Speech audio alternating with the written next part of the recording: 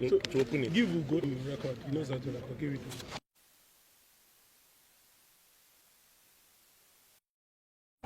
When I give it. Text of the press conference by the Coalition of United Political Parties on the issue of the grand compromise of the Nigeria Electoral Register, the falsification and upload of fake registration, forgery, and traceable offenses of rigging the 2023 general election. Gentlemen of the press, fellow countrymen, we welcome you to this historic briefing after a while that we have been silent, rebuilding and strengthening the coalition. We have called you today because we have secured the documents to back up claims that we have uncovered a well-orchestrated grand compromise of the electoral register, falsification and upload of fake registration, move to nullify the use of the bimodal voter accreditation system BVAS machine, complete takeover of INEC and the removal of its chairman from office, and traceable offenses of rigging the 2023 general election. The issues we shall address today go to the very foundation of the hope of our nation to hold credible, acceptable, free and fair general election next year.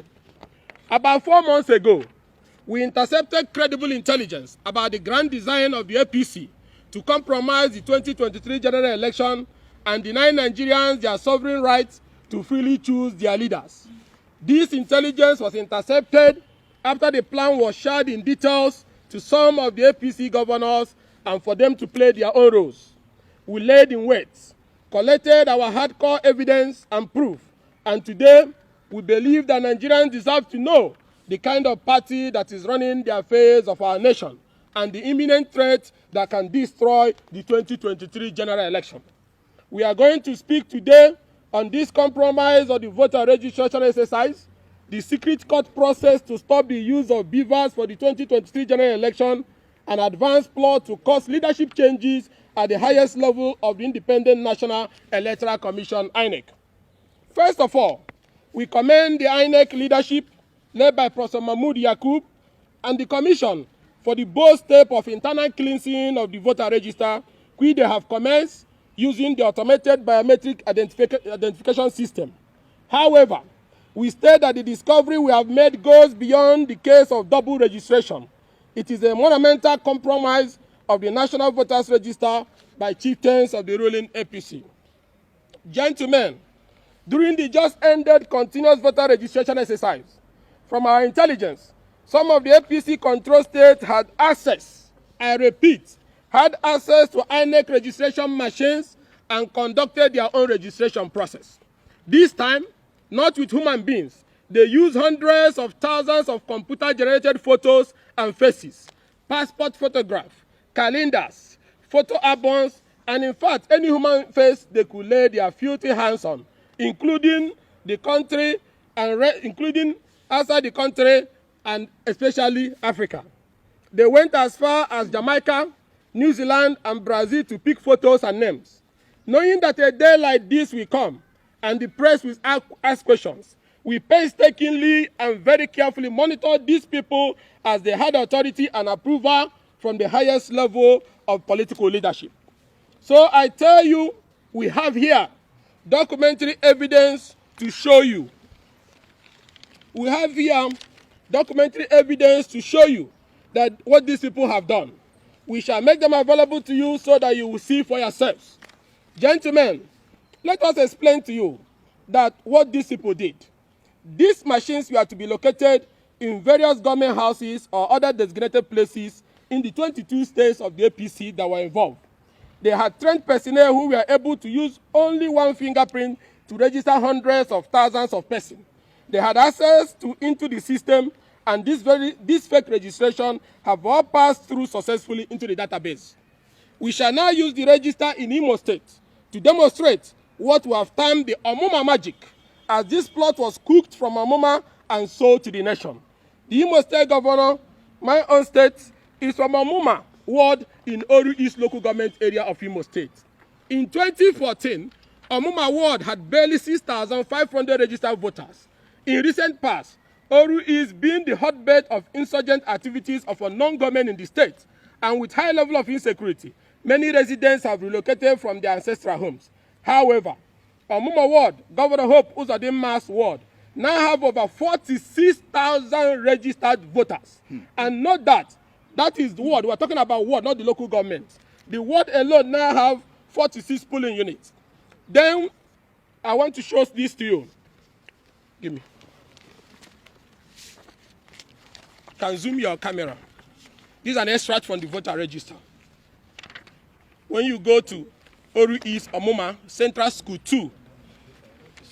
2, you will see names like George Shidana, a man's picture and female agenda. You will see names like Ghana Koki, a man's picture and female gender. You will see a name like Gosigo Faith, a man's picture and female gender.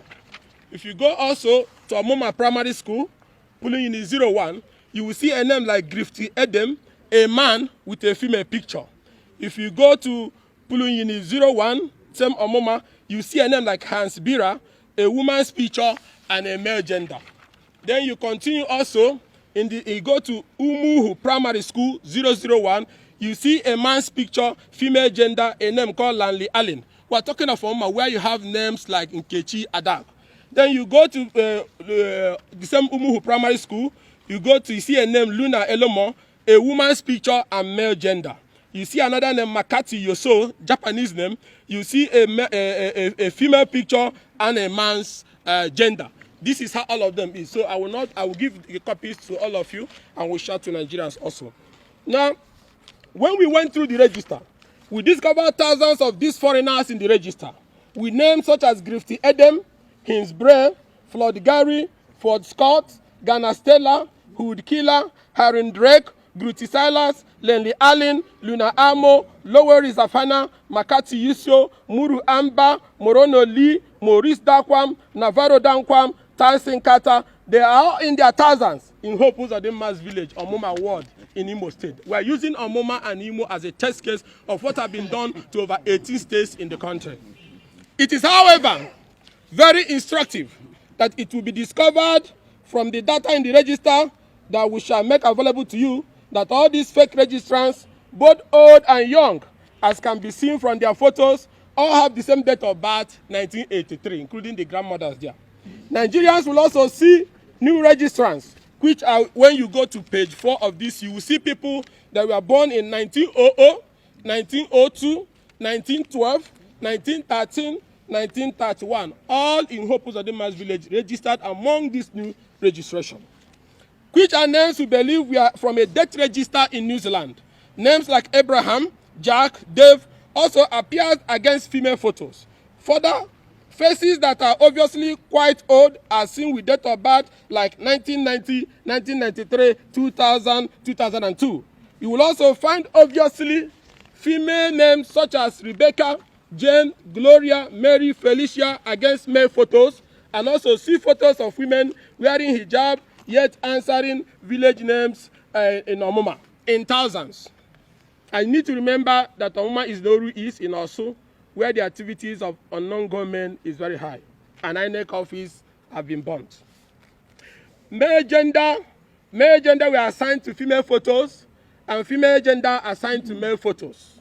What a shame for a party in power to be involved in this type of electoral treason. It is like that all over the states. In many polling units in Uguta, in Mbano, in Oru East, in Idato South, you will see similar things. You will see that it was passport photographs that were used to register majority of the names found in the register. In words like Obiohia is important for you to note here. There is new polling units in Obiohia where they have the health centers and the Mumebe Manumo, all are contained here. The entire new polling unit, scanned passport photos were used for the registration, including burial pictures. You will see them. They even snapped it from the frame with no shame. It wasn't even a professional work. So, in words like Obiohia, in Idato South, in Ishekenesi 1 and 2, all in Idato South, you will find the scanning of passport photos and pictures from brochures with which registration was done. And all of you remember that the beavers captures the picture of the person it is registering. So how come people had access to the password and were able to upload passport photos and burial pictures and created names for them to be registered? It is like that statewide and nationwide in almost the 22 APC control states. It is very obvious from the register that these were not captured human faces, but photos that were captured and uploaded to the register with fake names and fake biometrics. At this juncture, it is right to ask some questions to the APC, the presidency, and security agencies. Who generated these photos and these foreign names whose real identities are exposed when you search them from the Google? How did the APC and their agents and those behind this monumental fraud get access to the INEC machine with which they committed this heinous crime? How did this person have access into the INEC database to be able to upload these fake identities, particularly where many of them are discovered to be in the new polling unit created by INEC? Furthermore, gentlemen, the coordinator of the illegal registration in Imo State, for instance, was a former INEC staff who was the head of the State Electoral Commission and who has now been promoted to a resident electoral commissioner nominee. She supervised the ICT team that was deployed to Imo State from the pool of centrally trained personnel by the party. Many would ask, how would this affect voting on election day, since INEC has insisted on the use of beavers as the only means of accreditation and voter authentication? This brings us to the second stage of the plan. We have now finally, before I go to that second stage, how would this affect election? If somebody can upload people from Australia, from China, from Japan, people born in 1900, 1916 into the new registration, it means that person has also devised a means to upload pre-accredited figures into the machine to rig election, returning us back to where we were in 2011. Also, we have now finally obtained a copy of a secret suit filed in the Federal High Court, Owerri. We'll give you a copy of this court process. And I want every Nigerian listening to stop whatever you're doing and listen to this. We have now finally obtained a copy of the secret suit filed in the Federal High Court, Owerri, seeking to nullify the use of the beavers machine by relying on a false claim to be made by the Nigeria Information Technology Development Agency and the Federal Ministry of Communication and Digital Economy to the court. Our vigilance team has also discovered the second suit filed on the same matter. These copies of both suits are here in our hand. This move was created as a safer option as the alternative. A more risky option is to preload the beavers machine with accreditation figures matching the numbers of the illegal registration and generating results in those areas. That is why you see hundreds of thousands of these fake names and registration were uploaded into the voter register. Note that this would happen in several of the new polling units which do not have human beings in the register. They would easily upload these results with little or no resistance. To make this work, gentlemen, you will recall that there are ongoing agitation by the civil society against resident electoral commissioner nominees who are partisan or associated with entrenched interests in the ruling party. These nominees are to make sure that this grand design goes through. All of them in the APC control states were nominated by their governors. Some are only better shielded than others. Some are only better shielded than others and have not been directly traced to the party. However, the rigging plot ensured that the party has full control of the ranks in their state and some other strategic states. Recall also that during the nomination for national commissioners of INEC, there were similar controversies, except for Mrs. Loretta Onochie, who was used as a decoy to distract the attention of Nigerians. Every other person passed through, including Professor Mohammed Sani Adam, who was severally sanctioned by the University of Jos for being a person of questionable character and who has lost the appeal of the Court of Appeal to obtain his sack from the university. The last leg of the plot is also to sack the Independent National Electoral Commission chairman, Professor Mahmoud Yakub, through the court. A plot that will be accomplished where the man insists or continues as an unbiased umpire.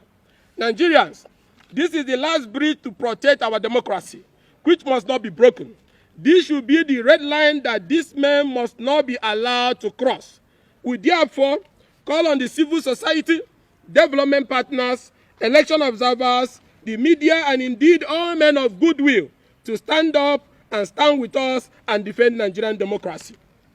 Gentlemen, the plot did not just start, and you can also connect the dot better when you listen again to the recent boastful comment of APC governors about the 2023 general election.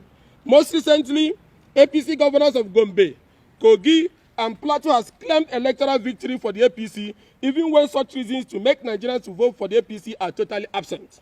The only reason for their boastful comment is because they are not unaware. The only reason for their boastful comment is because they are not unaware that their plans to massively and technically rig the election have been discovered. We hereby call on INEC to reassure Nigerians that the election have not already been determined. We demand that the Commission makes categorical commitment towards the protection of the sanctity of the ballot and restore the confidence of the Nigerian people in the electoral process. Key issues that must be noted here, which is important. Not only the Commission cleaning the voter register, but the Commission must explain to Nigerians, and not only explaining, arrest the officers of INEC who released the passcode of the, because every BVAS has a passcode assigned to somebody. If every BVAS have a passcode with which you will sign in before you upload, whose BVAS was used to upload these Italian and Zimbabweans names into the register? Whose BVAS was used to upload names that contains hundreds of thousands of female pictures but have male genders? Not only cleaning the register, but you must arrest the people who were involved in this Omuma magic. Not only clean the register in Omuma and parts of Imo and the 18 states in the country which have been adulterated, but arresting the staffs who were involved in releasing their passcode for fake registration to be uploaded into the BVAS, and also to find out how they intend to do accreditation. Because if these names are fake, how then are they going to do accreditation? Which now confirms our intelligence that the same people who are behind these mafia operations have devised a system to upload pre-accredited fingerprints into the BVAS to pay for writing of fake results which will be transmitted, and that will make it look like it's a genuine election. We have exposed their plans. We have handed over the concrete evidence to the Nigerian people today, gentlemen of the press as well, and we say you use your voters, and we say you use your influence and your advocacy power to start speaking out today, to unravel how this happened to our register, and to ensure that those behind it are apprehended.